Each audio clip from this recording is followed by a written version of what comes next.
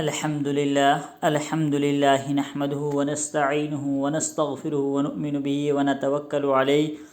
ونعوذ باللہ من شرور انفسنا ومن سیئات اعمالنا من يهده الله فلا مضل له ومن يضلله فلا هادي له ونشهد ان لا اله الا الله وحده لا شريك له ونشهد ان سيدنا ومولانا محمدا عبده ورسوله قال الله تبارك وتعالى في القرآن المجيد وجعلنا الليل لباسا وجعلنا النهار معاشا وبنينا فوقكم سبعا شدادا وجعلنا سراجا وهاجا وأنزلنا من المعصرات ماء ثجاجا لنخرج به حبا ونباتا صدق الله العظيم وصدق رسوله النبي الكريم ونحن على ذلك لمن الشاهدين والشاكرين والحمد لله رب العالمين۔ میرے محترم بھائیوں اور بزرگوں اور دوستوں، اللہ تبارک و تعالیٰ کا احسان ہے، کرم ہے، جس اللہ پاک ذات نے مجھے اور آپ کو دین اسلام کے اوپر چلنے کی توفیق نصیب فرمائی، اور اللہ کا لاکھ لاکھ شکر یہ ہے کہ اس نے ہمیں ایمان جیسی دولت سے نوازا۔ دنیا کے اندر ہزاروں لوگ ہیں، کروڑوں لوگ ہیں جو اللہ تبارک و تعالیٰ کی ہزاروں نعمتیں استعمال کر رہے ہیں، کھا رہے ہیں، پی رہے ہیں، لیکن اس کے باوجود اللہ تبارک و تعالیٰ کی صبح شام نافرمانیوں کے اندر مبتلا ہے۔ وہ کس وجہ سے کہ انہوں نے اپنی زندگی کے اوپر غور و فکر نہیں کی کہ اللہ تبارک و تعالیٰ نے ہمیں دنیا کے اندر کس مقصد سے بھیجا ہے، وہ یہ مقصد بھول گئے ہیں۔ اور وہ انسان کو مقصد کب یاد آئے گا، کیسے یاد آئے گا، انسان کو کس طریقے سے احساس ہوگا کہ مجھے دنیا کے اندر کیا کام کرنا ہے، مجھے دنیا کے اندر کس مقصد سے بھیجا گیا ہے۔ یہ احساس جب انسان کو کیسے ہوگا؟ یہ احساس انسان کو تب ہوگا جب انسان اپنے اندر اور ظاہری چیزوں پر جو اللہ تبارک و تعالیٰ نے انسان کے لیے دنیا کے اندر الگ الگ چیزیں بنائی ہوئی ہیں، زمین اور آسمان بنائے ہیں، چاند اور ستارے بنائے ہیں، سورج بنایا ہوا ہے، یعنی ہر چیز اللہ تبارک و تعالیٰ نے جو جو بنا کر رکھی ہے، انسان اگر اس چیز پر غور و فکر کرنے پر آ جائے تو پھر وہ انسان خود بخود جب اس کو یہ چیز سوچنے پر مجبور کر دے گی کہ اس کائنات کے پیچھے، اس بنانے والے کے پیچھے کوئی نہ کوئی خالق ہے، جس نے ہمیں اس دنیا کے اندر کسی مقصد کے لیے بھیجا ہے۔ اور وہ مقصد ہمیں کیسے پتہ چلے گا؟ وہ ہمیں قرآن کریم کے ذریعے پتہ چلے گا۔ تو گزشتہ جو مضمون ہمارا چل رہا تھا وہ اسی بارے میں چل رہا تھا کہ اللہ تبارک و تعالیٰ اپنی کچھ بڑی بڑی نشانیوں کا ذکر فرما رہے ہیں تاکہ میرے بندوں کو یہ احساس دلایا جائے، یہ انہیں احساس دلایا جائے کہ میرے بندو ذرا ان چیزوں پر تم غور و فکر کرو جو میں نے تمہارے سامنے چیزیں رکھی ہے، رات دن بنایا ہے، آسمان بنایا ہے، زمین بنایا ہے، زمین سے بارش برساتا ہوں، زمین سے تمہارے لیے نباتات اگاتا ہوں، تمہارے لیے رات بنائی ہے، تمہارے لیے دن بنایا ہے۔ تو کیا اگر تم ان چیزوں پر غور و فکر کر کے تم اپنے رب کو یاد نہیں کر سکتے، اپنے رب کے بارے میں، اپنی رب کی عبادت نہیں کر سکتے، ذرا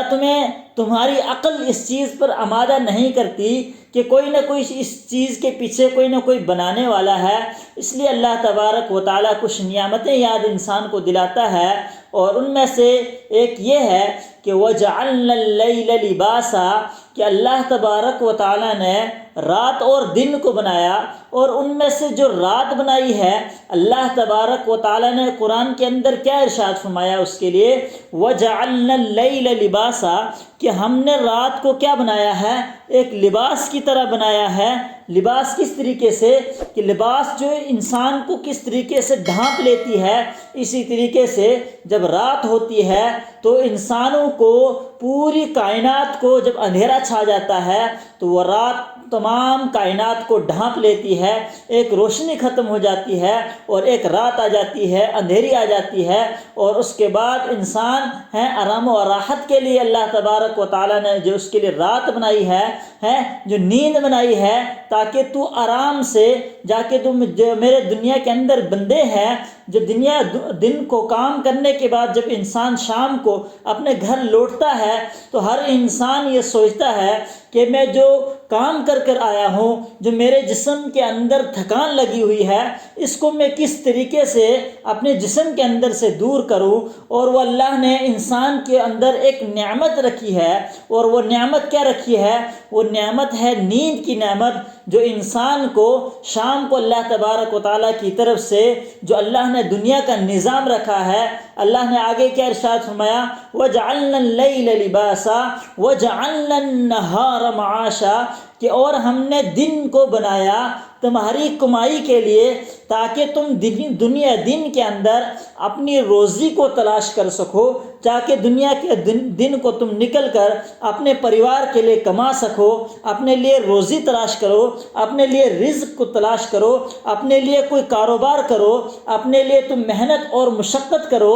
اپنے لیے تم اللہ نے جو زمین بنا کر رکھی ہے تم اس سے فائدہ حاصل کرو، اللہ نے جو آسمان بنایا ہے تم اس سے فائدہ حاصل کرو، جو اللہ نے چاند اور سورج بنائے ہیں اس سے تم فائدہ حاصل کر سکو، تاکہ زمین اللہ تبارک و تعالیٰ نے اتنی بڑی بنائی ہے تاکہ تم اس کے اندر اپنے نباتات کو اگا کر اپنے لیے، اپنے پیٹ کے لیے رزق حاصل کرو۔ ایک انسان جب پیٹ بھرتا ہے، رزق کو حاصل کرتا ہے، محنت کرتا ہے، کوشش کرتا ہے، اور اس کے بعد جب انسان کوئی چیز حاصل کرتا ہے، اور حاصل کرنے کے بعد انسان کا سب سے بڑا مقصد کیا ہوتا ہے کہ وہ رزق اس لیے حاصل کر رہا ہے تاکہ وہ اپنے پیٹ کو بھر سکے کسی چیز سے، تاکہ وہ نباتات وغیرہ زمین کے اندر لگا کر یا کسی چیز سے خرید کر اپنے لیے خرید کر لا سکے اور اس کو کھا سکے، جس کے ذریعے اس کے پیٹ بھر جائے۔ اور اس کے پیٹ بھرنے کے بعد جب شام ہوتی ہے اور رات کا اندھیرا چھا جاتا ہے تو پھر وہ انسان سکون کی نیند سونا چاہتا ہے، جس کو اللہ نے کیا کہا؟ وَجَعَلْنَا اللَّيْلَ لِبَاسًا، کہ ہم نے رات کو کیا بنایا ہے؟ لباس کی طرح بنایا ہے۔ اور جب انسان رات کو سونے کا وقت آتا ہے تو اللہ تبارک و تعالیٰ نے دنیا کے اندر چاروں طرف سے اندھیرا کر دیتا ہے، تاکہ ہر انسان کے اوپر یہ نیند، یہ فطرت طاری ہو جائے، اور ہر انسان یہ کوشش کرے کہ میں سونے کی کوشش کروں، اور ہر انسان یہ چاہے کہ میں آرام سے، راحت سے سو سکوں۔ اس لیے اللہ تبارک و تعالیٰ نے رات کا نظام رکھا تاکہ اندھیرے میں ہر انسان چل پھر نہیں سکتا، اس لیے اللہ تبارک و تعالیٰ نے دن کو بنایا تاکہ جب روشنی آ جاتی ہے تو انسان کی فطرت ہے کہ وہ روزی کی تلاش میں نکلتا ہے، وہ کسی کام کی تلاش میں نکلتا ہے، وہ کسی کام میں بھی نکل سکتا ہے۔ لیکن جب رات چھا جاتی ہے، چاروں طرف سے انسان کے اوپر اندھیرا چھا جاتا ہے، تو وہ انسان کیا سوچتا ہے کہ اب چاروں طرف سے اندھیرا ہی اندھیرا چھا گیا ہے اور سکون کا ماحول ہے، اس لیے وہ کوشش کرتا ہے کہ میں رات کو سوں، اور اللہ تبارک و تعالیٰ نے جو اس کو نیند والی نعمت عطا کی ہے اس سے وہ آرام و راحت حاصل کر سکے۔ وَبَنَيْنَا فَوْقَكُمْ سَبْعًا شِدَادًا، اور اللہ تبارک و تعالیٰ نے تمہارے اوپر آسمانوں کو بنایا، 7 آسمانوں کو مضبوط بنایا۔ اور انسان ذرا غور و فکر کرے کہ اللہ تبارک و تعالیٰ نے جو آسمان بنائے ہیں دنیا کے اندر ہم کوئی چیز، چھوٹی سی چھوٹی چیز اگر ہم اس کو کھڑا کرنے کی کوشش کرتے ہیں تو اسے ہمیں ستون لگانے کی ضرورت پڑتی ہے، ہمیں اسے پلر دینے کی ضرورت پڑتی ہے، ہمیں اسے سپورٹ دینے کی ضرورت پڑتی ہے۔ لیکن اللہ تبارک و تعالیٰ کی قدرت کو دیکھو، اللہ تبارک و تعالیٰ کی قدرت پر ذرا غور و فکر کرو کہ اللہ تبارک و تعالیٰ نے اتنا بڑا آسمان جو پوری کائنات کے اوپر کھڑا ہے، جو اللہ نے پوری دنیا بنائی ہوئی ہے، پوری دنیا کے اوپر ایک ہی چھت بنی ہے، اور ہمیں اس کے نیچے کوئی کسی قسم کا پلر نہیں دکھتا۔ تو انسان اگر غور و فکر کرنے پر آئے تو انسان یہیں سے اندازہ لگا سکتا ہے کہ اللہ تبارک و تعالیٰ کی کتنی بڑی قدرت ہے، اور انسان کو یہ تمام اللہ تبارک و تعالیٰ کی بنائی ہوئی قدرتیں ہیں انسان کو اللہ کی بندگی کرنے پر مجبور کرتی ہے، اللہ کی فرما برداری کرنے پر مجبور کرتی ہے، اور اللہ کی نافرمانی سے بچنے کی التجا کرتی ہے۔ ہمیں وہ دعوت دیتی ہے کہ تم اپنے رب کی بندگی کرو جس رب نے تمہیں ہزاروں نعمتیں بخشی ہے۔ اللہ تبارک و تعالیٰ عمل کرنے کی توفیق عطا فرمائے۔